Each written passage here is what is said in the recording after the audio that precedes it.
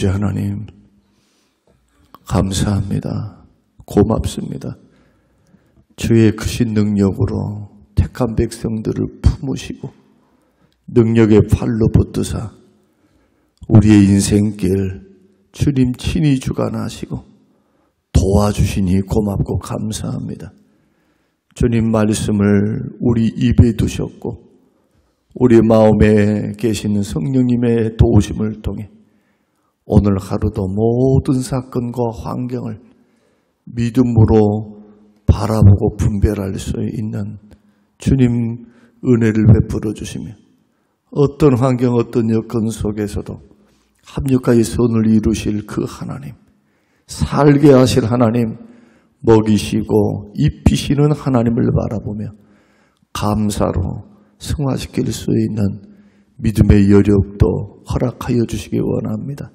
주여 악에 빠지거나 시험에 들지 않게 하옵소서. 일용할 양식을 주시옵소서. 주님, 하나님의 뜻이 하늘에서 이루어진 것처럼 아버지여 이 땅에서도 우리를 통하여 주의 뜻이 이루어지게 하옵소서. 내 뜻 내 생각 버리고 포기하게 하옵소서. 주의 생각 주의 마음이 우리의 중심에 자리 잡게 하옵소서. 사나 죽으나 주의 것으로 살기를 예수님 이름으로 기도합니다. 아멘. 아멘. 베드로전서 2장 4절 5절 말씀입니다. 베드로전서 2장 4절 5절.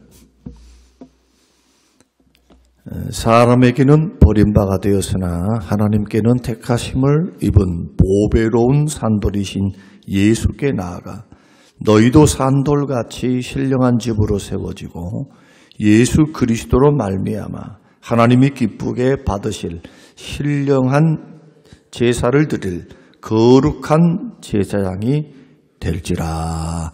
아멘. 아멘. 아마 저번 주간에 급히 영상으로 이 말씀을 아마 들으셨을 줄로 압니다만은 아마 까마득하실 거예요. 아, 이 말씀 들었나? 하고. 그래서 조금 더 내용을 깊게 해서 우리가 이 말씀을 우리가 상고해 보면서 오늘 말씀을 통해서는 교회는 무엇일까? 성도는 누구인가에 대해서 주시는 말씀이기 때문에 오늘 이 말씀을 잘 듣고 여러분의 신앙에 큰 도움이 되시기를 바랍니다. 어제 말씀은 영적 성장에 대한 말씀이었으니까 구원에 이르도록 자라가야 한다. 왜 자라가야 할까? 자라기 위해서는 버려야 하고 사모해야 되는데 육신의 본성은 버려야 되고 날마다 젖소 복종시켜야 하고 또 날마다 뭘 해야 합니까? 신령한 젖 하나님의 말씀을 사모해야만 영적인 성장의 길, 인격이 변하고 생각이 변하고 또 마음이 변하고 행동과 태도가 변하며 특히 이 세상을 살아가는 관점이 달라지죠. 관점이. 예수 믿으면 제일 뭐가 달라진답니까? 하면 관점이 달라져요. 이 세상이 끝이 아니다. 천국이 있다. 영생이 있다. 하나님이 살아계신다. 일한 대로 갚으신다. 그 하나님 우리의 목자 되신다. 우리를 돕는 분이 계시다. 비록 약하고 부족하고 지금도 허물이 있고 예수 믿고 구원받아 의롭다함을 받았어도 아직도 약함이 있어도 하나님이 나를 싫다 버리지 않는다. 누구 때문에? 예수님의 목숨값 때문에, 십자가의 은혜 때문에. 이게 복음이죠. 결코 포기하지 아니하시고 끝까지 추적하사 우리를 이끄시고 인도하시는 그 인격적인 하나님, 좋으신 하나님에 대한 눈이 열려요. 믿음의 눈이. 예수를 그리스도를 믿게 되면. 그러니까 어떤 환경과 여건이 주변에 도사리고 있다 할지라도 담대히 주와 함께 걸어갈 수 있는 것은 하나님이 살아계시거든요. 순간 이러한 말씀들을 생각과 마음에서 놓쳐버리면 시험 들어요. 쓸데없는 고민에 휩싸이는 겁니다. 걱정할 필요 하나도 없어요, 사실. 여러분 인생 살아봤잖아요. 내 생각, 내 뜻대로 다 되면 얼마나 좋아요. 그러나 놀랍게도 내 인생길 내가 경영하며 걸어간 줄 알았는데 믿음의 길 20년, 30년 걷다 보니까 하나님의 흔적, 은혜 주신 흔적, 인도하시는 흔적, 그리고 나의 부족함과 연약함을 그대로 책망하거나 책망해서 그것을 심판하시거나 이런 식으로 하나님 인도하시지 않고 잠깐 아프기는 하세요. 죄 짓고 있을 때, 정신 못 차리고 있을 때. 그러나 그 하나님은 더 큰 은혜와 긍휼의 은혜로 우리를 반드시 이끌어 가시는 그 좋으신 하나님을 믿고 있는 겁니다. 그런 의미에서 성장과 성숙을 향하여 아버지 대신 아버지를 닮아 우리를 구원하신 그리스도를 닮는 것은 평생의 책임이 되는 겁니다. 구원받는 책임이 아니라 구원받았으니 바탕이 아버지를 닮아서 나의 언행 심사를 통해서 그리스도가 증거돼야 돼요. 막 입으로 쓸데없는 말하지 말고, 성경에서 말하는 대부분의 죄는 마음에서 나오는데 말로 귀결이 돼요. 말. 그리고 행동이 따라갑니다. 어떤 것이 먼저냐 하면은 마음에서 생각에서부터고, 그래서 자꾸 말씀을 채워라. 믿음을 가지려면 긍정적인 믿음을 가지라. 하나님이 포기하기 전까지 포기하지 마라. 어제도 제가 순천에 신방을 갔다 왔는데 지금 뇌경색, 뇌출혈이 같이 와가지고 지금 사느냐 죽느냐 그런 고비 속에 있는 그러한 성도님, 물론 우리 교회 성도님은 아닙니다만은 어머니와 동생이 믿고 있기에 가서 이제 위로하고 가족들과 함께 대화를 나누면서 여러 가지 이야기를 나눴습니다. 하나님의 말씀을 나눴어요. 위로도 하면서도. 그 결론은 그겁니다. 하나님은 살아계신다. 하나님이 포기하기 전까지 포기하면 안 되는 겁니다. 하나님이 포기하기 전까지 인간적으로, 의술적으로, 뭐로, 이거로, 저거로 불가능할 것 같은데요 하는 생각조차 내려놔야 돼요. 1%의 기적의 가능성이 있으면 그 하나님 믿어야 돼요. 최선을 다해야 돼요. 누구처럼? 다윗처럼. 불륜으로 태어난 그 아이, 그 씨앗을 향하여 하나님께서 징계하셨습니다. 죽을 병에 걸리게 하신 거예요. 그러나 뭘 합니까? 그 아이를 향해 금식하며 기도합니다. 하나님, 저 생명이 뭔 죄가 있습니까? 죄가 있다면 나와 밧세바가 문제이지 이 생명은 아니잖아요. 그러나 생사화복을 주관하신 하나님은 그 생명을, 그 불륜의 씨앗을, 생명을 거둬가시더라도 사랑하는 다윗에게 경고하기를 원하셨던 겁니다. 그 기도 안 들으셨어요. 깨달으라고. 그때 미친 듯이 들어박혀서 금식하며 식음을 전폐하며 기도했던 다윗이 하나님이 결론을 딱 내리시니까 훌훌 털고 일어나서 밥을 먹고 정상적인 업무를 봅니다. 옆에 있는 신하들이 말을 합니다. 왕이시여, 왕이 미쳤나 봐. 슬픔에 미쳤나 봐. 조심스럽게 묻습니다. 그때 다윗의 말씀이 걸작이죠. 내가 하나님인가? 하나님이 하시는데 끝난 게임이다. 그러니까 하나님이 살리고자 하시면은 기적적으로도 살리십니다. 생명을 연장시키시는 겁니다. 그러나 하나님이 아무리 그 사람이 건강하고 아무리 잘 나가도 사고를 통해서 아니면 어떤 이유를 통해서 그 생명을 거둬가실 때요, 하나님 하십니다. 그러나 그 하나님을 우리는 절대로 악하다고 말하지 않습니다. 그 하나님은 우리에 대해서 은혜로우십니다. 우리는 높은 뜻과 기쁜 생각을 다 할 수는 없어도, 그러나 예수 믿는 믿음의 사람들의 결국은 최후 승리가 보장된 구원과 영생이기 때문에 불행하지 않습니다. 믿음이 있으면 이른 눈이 열려요. 그래서 세상 어떤 것에 대한 집착이 좀 내려놔지기 시작합니다. 그 주를 위해서 살고 주를 위해서 죽는 거예요. 그래서 이게 믿음이 성장했다는 증거예요. 증거.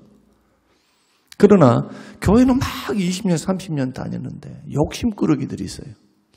아직도 복음이 뭔지, 이 길을 어떻게 걸어가야 하는지, 이것에 대해서 도통 감을 못 잡는 겁니다. 기복주의에 빠져서. 온통 기복주의, 세속주의에 빠져서. 우리는 우리 믿음의 길을 걸어갈 때 하나님의 말씀이 말씀하지 않는 것을 자꾸 경계해야 합니다. 주의 말씀을 따라 건강하게 세워져가는 하나님의 사람들은 책임이 발생한다고 했습니다. 그 책임이 뭐냐? 오늘 본문의 말씀 보면은 교회를 세우라는 겁니다. 첫 번째. 그리고 거룩한 제사장이 되라는 겁니다. 뭐하는 제사장이 되어야 합니까? 하나님이 기뻐하시는, 기쁘게 받으시는, 제사를 받으시는 그러한 제사를 드리는, 예배를 드리는 거룩한 제사장이 되라는 겁니다. 성장해가지고 그냥 나 혼자 개인주의 신앙에 빠져가지고 나 혼자 잘 믿으면 돼. 아니요. 절대 아닙니다. 아닙니다. 너희는 산돌같이, 우리 주님은 죽은 돌이 아닙니다. 산돌입니다. 어떤 돌입니까? 영원한 생명을 주시는 기초돌입니다. 살아있는 돌입니다. 죽은 돌 아닙니다. 산돌입니다. 생명을 주시는 반석이 되신 분이 예수 그리스도십니다. 산돌같이 너희도 살지 않았는가? 예수님 십자가의 부활을 믿는 믿음으로. 그러므로 산돌같이 신령한 집으로 지어져 가라는 겁니다. 날마다 지어져 가라는 거예요. 같이. 신앙생활은 공동체 경험이 돼야 돼요. 자꾸 교회 안에서 교회 중심으로, 교회를 중심으로 봉사하고 섬기고 만나고, 그래서 순을 뒀습니다. 기관을 뒀습니다. 교제하라고, 섬겨라고. 그리고 봉사의 자리를 허락했습니다. 영적으로 성장해서 개인주의로 빠지면 신앙이 건강하지 않아요. 왜? 왜 그럴까요? 남을 몰라, 남을. 여러분, 왜 훈련을 받아야 됩니까? 왜 연단을 받아야 합니까? 왜 결혼 생활이 그렇게 어렵습니까? 내가 아니니까 그래요. 상대방이 나일 수가 없기 때문에. 생각이 다 달라요. 필요가 다 달라요. 필요. 요구가 다 달라요. 살아온 과정이 다릅니다. 같은 것은 뭐냐? 사랑했다는 거예요. 좋아했다는 거예요. 이끌렸다는 겁니다. 어떤 다른 것보다. 그러나 삶은 뭡니까? 결혼 생활은 삶이죠. 실전이에요, 실전. 감상이 아니라는 거예요, 감상. 마찬가지로 믿음도 마찬가지입니다. 예수님이 그리 좋아요. 예수님은 나의 생명이에요. 예수님 너무 좋아요. 그러나 사람은 아니에요. 노 땡큐예요. 교회를 와봤더니 사람들은 별 볼 일 없어요. 시험 들어요. 그럴 줄 몰랐어요. 그럴 줄 알아야지 왜 그럴 줄 몰라요. 그러니까 예수님이 이 땅에 오셨죠. 그들을 구원하려고. 죄인 구원하려고. 나 같은 죄인 구원하려고. 같이 신령한 집으로 세워져 가는 책임을 부과시켜 주신 겁니다. 우리는 말씀으로 거듭나 믿음으로 구원받았습니다. 성령의 역사를 통해서. 그것으로 끝나는 것이 아니라는 거예요. 계속해서 성장하라. 그 성장의 목표치가 예수 그리스도십니다. 인격과 삶이 그리 돼야 돼요. 자꾸. 나이가 들면 들수록 서운도 많이 타고 외롭고 또 나이가 많으면 많을수록 여러 가지 몸도 마음도 약해지니까 그런 많은 어려움들이 있어요. 그러나 사도 바울처럼 육은 후패하나 세월이 지나가면서 몸은 약해지지만 영은 날로 새로워지는 길을 선택하셔야 돼요. 그게 새벽 기도가 돼야 되고, 그것이 기도가 돼야 되고, 그것이 봉사와 섬기고 나눔과 교회 안에서 교제가 돼야 되고, 믿음의 형제들 약하다 하지 말고 스승들이에요, 스승. 옆에 있는 분들이 다 스승들이에요. 나를 다듬는 스승. 형제를 용납할 수 있도록, 용납하기 위해서는 자기 자신의 기준이 낮춰져야 돼요. 언더스탠드. 스탠드. 서 있는 것을, 아래에 서 있는 것이 이해입니다. 도저히 저 사람을 이해하지 못해요 하는 것은 여러분들이 그 위에 서 있는 겁니다. 여러분이 지금 어디에 서 있느냐? 낮은 자리에 서 있는 것이 아니고 높은 자리에 서서 보니까 다 불만입니다. 약함을 인정하지 않은 거예요. 형제들의 부족함, 연약함, 실수. 우리 주님은 그거 용납하셔서 구원하셨습니다. 그것을 요구하시는 거예요. 어떤 자에게? 성장한 자에게, 성숙한 자에게. 그래서 성장하셔야 돼요. 영적인 어린아이에 대해서 늘 생각이 품을 줄 모르고, 생각이 너무 식상해. 기준이라는 거 생각 한번 해보세요.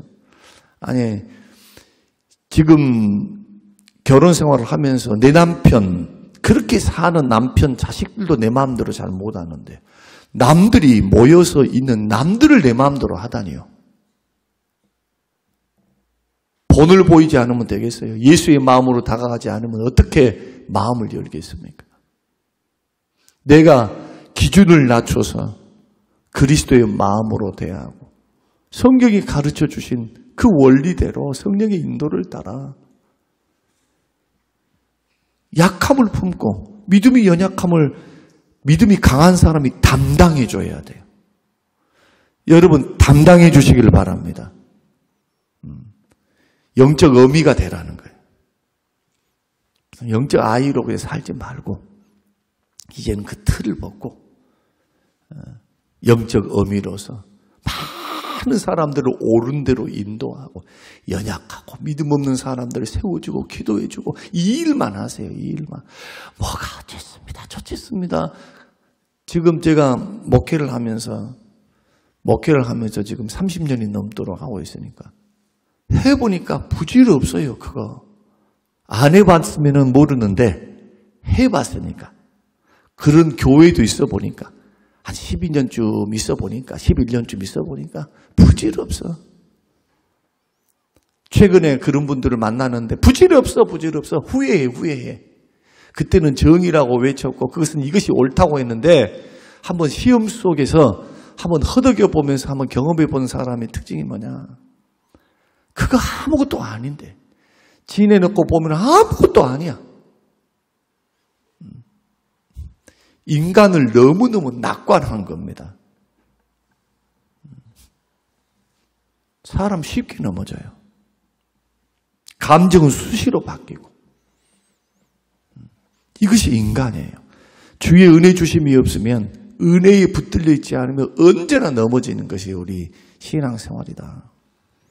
그러니까 날마다 신령한 자들을 사모하고 걸어가야 할 이유가 뭐냐? 교회 세우라고요. 산돌같이 누구처럼? 예수님처럼. 산돌 대신 예수님처럼. 신령한 집으로 지어져 가고. 사랑하는 성도 여러분, 교회는 세우라고 여러분들에게 은사를 주셨습니다. 나만을 위해서 은사 주신 적 없어요. 한번 읽어보세요. 고린도전서 12장과 13장, 14장 읽어보세요. 왜 은사 주셨습니까? 교회 세우라고. 그럼 교회가 뭡니까? 사람이에요. 건물 아닙니다. 건물. 사람이에요, 사람. 옆에 있는 형제들. 마음에 들든 안 들든 그 형제가 예수를 고백하고 있고 믿었으면 하나님의 자녀입니다. 믿음의 수준이 다르고 인격의 수준이 다르다 해서 버릴 수가 없어요. 그분을 위해서 예수님이 십자가에 죽어주셨기 때문에. 우리의 선택지는 딱 하나입니다. 예수의 마음을 닮아 예수님처럼 사역도 하고 인격으로 닮아서 그들을 품어가며 때로는 권면하고 때로는 책망하지만 많은 위로 속에서 정죄하지 아니하고 예수님, 초림 예수님 그렇게 하셨어요. 이제는 심판의 주님으로 오실 그 주님은 그러지 않습니다. 정죄하고 심판합니다. 안 봐주십니다. 봐주시질 않습니다. 재림의 주님은 심판만 하십니다. 그러나 초림의 주님은 살리려고 오셨고 세우려고 오셨으니까 살리고 세우시기 위해서 죽어주셨어요.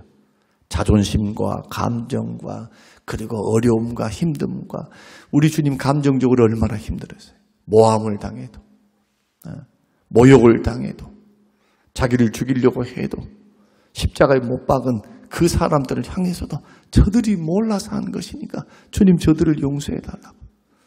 주님 그렇게 기도하시고 돌아가셨어요. 물론 부활하셨죠. 그 주님을 따라가는 게 신앙생활이에요. 교회에서 무슨 큰 것을 해내서 막 교회가 부흥을 했다. 물론 부흥 좋아요. 해야죠. 그 부흥된 결과가 뭡니까? 우리는 1000년 동안 가톨릭의 그 국가주의, 그 안에서 그 타락상들을 봤습니다. 돈이 많고 건물이 좋게 세워지면 정말 하나님이 기뻐하는 교회를 세워질 수 있는가? 아니에요. 내가 변하지 않으면 어떤 곳에 가서도 내가 성장하지 않고 우리 구성원이 성장하지 않으면 어떤 곳에 집어넣어놔도 부패하게 돼 있어요. 문제는 누구입니까? 외형이 아니라 공동체입니다. 그리고 각자가 성장해야 돼요. 2장 1절, 2절, 3절. 성장을 향하여 사모하고 예수 닮기를 사모하고 말씀을 사모하고 기도를 사모하고 주께서 목숨값으로 남겨두신 몸된 교회를 위해서 헌신하고 기도하고 그 교회가 뭐라고요?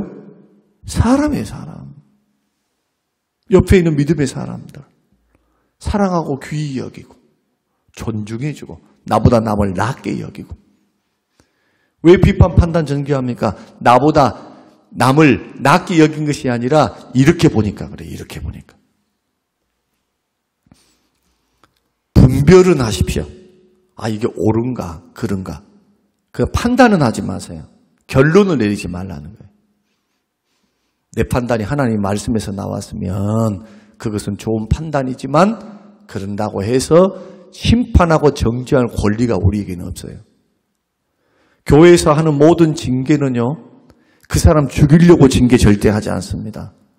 돌아오게 하기 위한 목적이에요. 그를 세우기 위한 목적. 회개하고 돌아오라고 권징을 하는 거지. 너 죄 지었으니까 너 형벌 받아. 이것은 세상이나 하는 겁니다.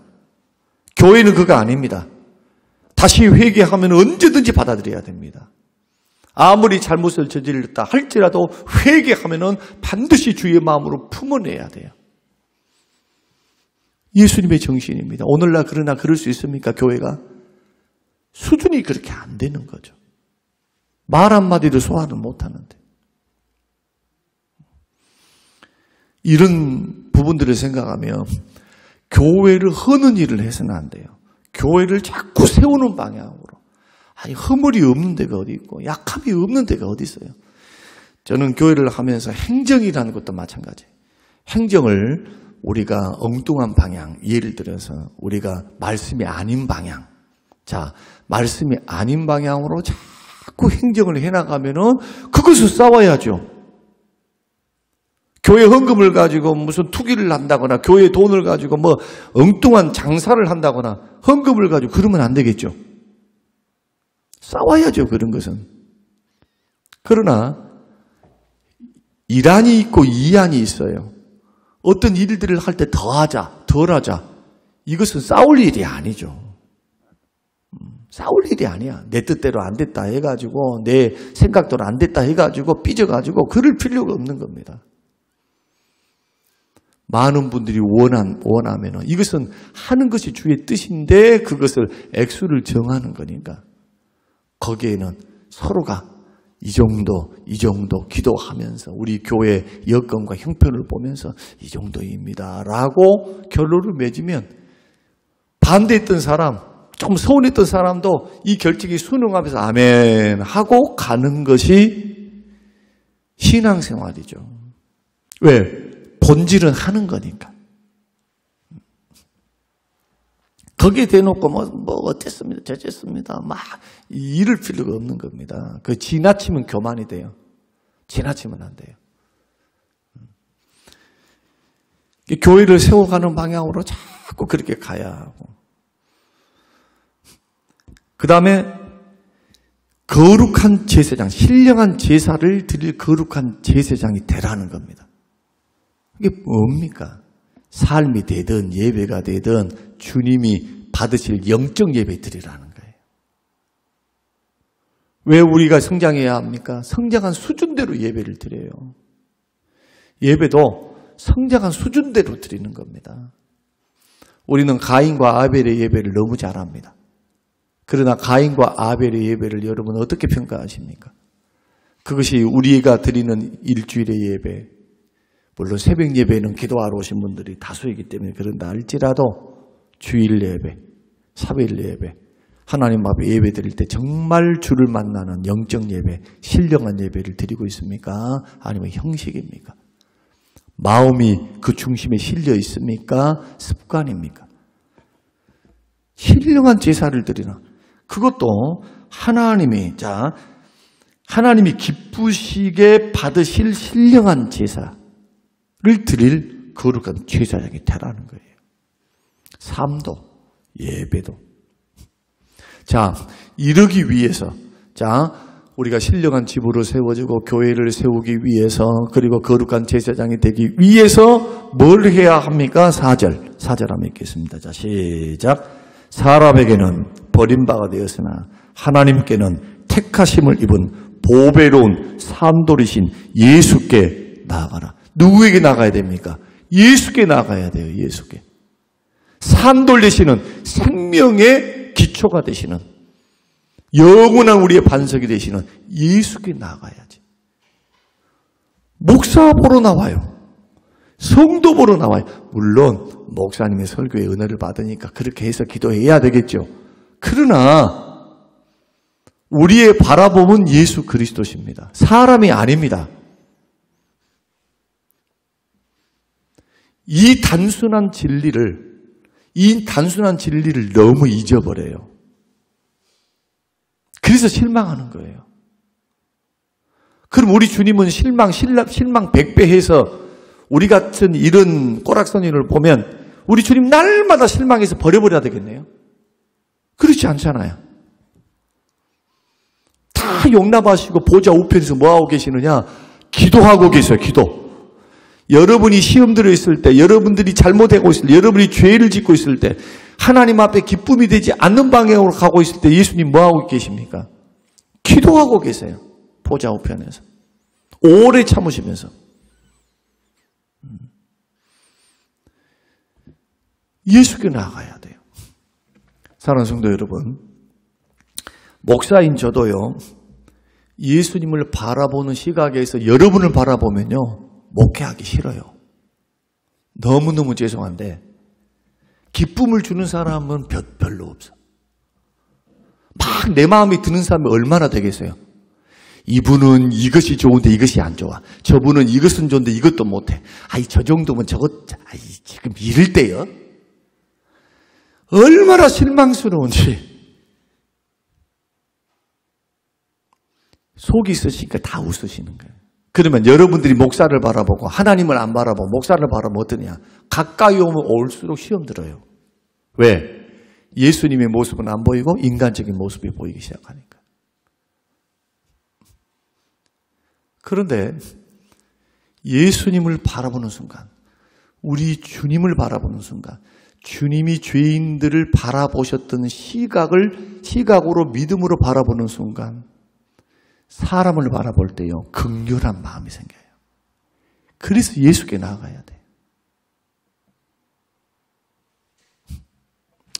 자, 결론을 하나 말씀드릴게요. 여러분 신앙생활 어떻게 했으면 좋겠습니까? 절대로 교회 안에서 죄 때문에 시험 들지 말고 힘들고 어려운 일을 경험하려면 예수 잘 믿기 때문에 고난을 경험하세요. 믿으시기를 바랍니다. 다시 말씀드립니다. 이래요 저래요 이런 것 가지고 여러분 그거 에너지 소모하지 마세요. 영적 소모예요. 소모. 어떻게 하면 주를 기쁘시게 할까? 데살로니가전서 3장. 나에게 그 큰 은혜를 주신 구원을 주신 그 하나님 앞에 나는 어떻게 하면은 이 복잡하고 난장판인 정치, 난장판인 교회 가운데 어떻게 하면 주님이 기뻐하실까? 내가 뭘 하면, 내가 어떻게 하면? 여러분이 왜 필요합니까? 교회가 부족하니까, 연약하니까 여러분이 필요한 거예요. 하나님은 여러분들을 심어 놓으신 겁니다. 우리 교회가 완벽하지 않아요. 모든 교회가 완벽하지 않습니다. 그래서 여러분이 필요한 거예요. 주님이 여러분을 심어 놓으신 거예요. 뭘 하라고? 나의 기쁨이 되라고. 섬김을 통해서 나의 기쁨이 되어다오. 나의 팔이 되고, 나의 입이 되고, 나의 마음이 되고, 나의 발이 되어서 내가 남겨놓은 핏값으로 산 몸된 교회를 지켜다오. 섬겨다오. 그 이상도 그 이하도 없어요. 그래서 이 일을 목사는 더 잘해야 되고 중직자는 중직자에 걸맞게 해야 되고 그리고 연약한 성도들, 초신자들은 한없이 품어줘야 돼요. 사랑으로. 듬뿍 줘야 돼. 부족해도 사랑해줘야 돼. 언제 책망해야 됩니까? 알아들을 때. 좀 그래도 20년, 30년 믿을 때나 책망을 하는 거지. 연약한 성도들을 향해서는요. 다른 방법 없어요. 사랑으로 녹여내야 돼. 이게 주님의 마음이었어요. 오늘 저와 여러분이 이 말씀을 기억하면서 새벽에 예수 잘 믿는다는 사람의 참 특징이 뭐냐 하면 참 믿을수록 고약해져요. 자기 기준이라는 게 더 겸손해져야 될 텐데 더 깨져야 될 텐데 예수 닮으려면 더 죽어야 되잖아요. 예수님처럼. 근데 이상하게 놀랍게 오래 믿으면 믿을수록 까탈스러워 더 고약해져 가요. 이것은 예수 닮는 거 아닙니다. 덜 죽은 겁니다. 자아가 살아서 자기가 살아서 신앙생활을 하는 거죠. 오늘 이 말씀 기억하시고 4절과 5절 말씀을 기억하시면서요. 고난 중에 있는 그 세대를 바라보고 지금 네로의 박해에 이 사람들은 그 후에 어떻게 됐습니까? 많은 분들이 순교를 했어요. 이 말씀을 듣고 있었던 많은 분들이 순교의 길을 걸어가요. 그리고 AD 300년까지 핍박이 이어져요. 네로 이후에 일어났던 잔인한 카라쿨라 같은 이는 엄청나게 핍박했죠. 무지막지한 핍박을 가했습니다. 네로보다 더 했어요. 이러한 어려움 속에 여러분 신앙의 순수함과 신앙의 순결을 잘 지키고 주님이 맡겨주신 몸된 교회를 세우는 방향으로 자꾸 에너지를 쓰고 생각과 마음을 쏟아붓는 여러분 되어서 부족한 것이 보였을 때 그것을 시험으로 여기지 말고 기도의 제목이 되고 주님 내가 어떻게 하면 주님을 기쁘시게 할 수 있습니까? 조그만 끝 하나라도 이것이 모이면 교회가 건강해지는 겁니다. 치유가 되고 회복이 되는 거예요. 이런 은혜가 저와 여러분이 있어서 영적으로 더 성장하셔서 교회에서 영적 어미가 되시고 영적 아비가 되시는 저와 여러분이 되시기를 주님의 이름으로 축원합니다. 고마우신 아버지, 이 말씀 마음에 깊이 새기고 산돌같이 우리들이 신령한 집으로 세워져 가고 거룩한 제사장 예배드리는 제사장이 되며 그러기 위해서 그리스도께로 산돌 되신 우리 주님께로 날마다 나아가게 하옵소서. 감사드리오며 예수님 이름으로 기도합니다. 아멘.